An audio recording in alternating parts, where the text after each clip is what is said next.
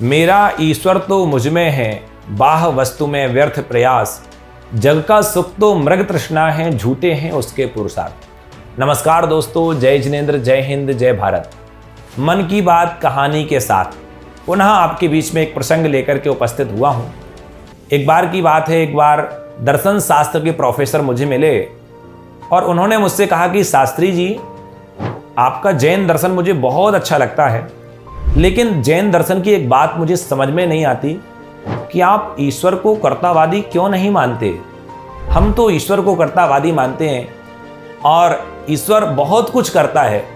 पिछले दिनों हमारी पत्नी की दोनों किडनी फेल हो गई थी, लेकिन ईश्वर की कृपा से ईश्वर ने उसकी दोनों किडनी सही कर दी, सही सलामत वो हमारे घर पर आ गई है।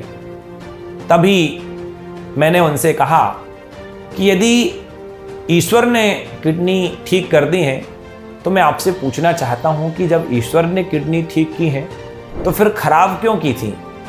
कहने का मतलब यह है कि ईश्वर ने किडनी ना तो सही की है ना खराब की है। तभी उन्होंने पुनः मुझसे एक दूसरा क्वेश्चन किया कि फिर आप लोग ईश्वर को क्यों मानते हैं, उनकी उपासना क्यों करते हैं। उन प्रोफेसर से कहा कि आप दर्पण को देखते हैं। उन्होंने कहा बिल्कुल, मैं रोज दर्पण को देखता हूं।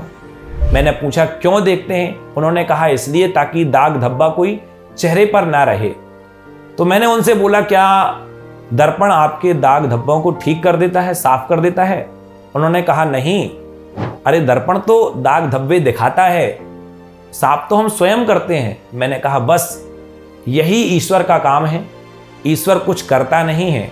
ईश्वर के जब मंदिर में जाते हैं तो हम ईश्वर को निहारते हैं और ईश्वर को निहार करके हम अपने दोषों को देखते हैं दर्पण के समान, क्योंकि ईश्वर जो है वह कर्मों से रहित है, वह अनंत गुणों से सहित है।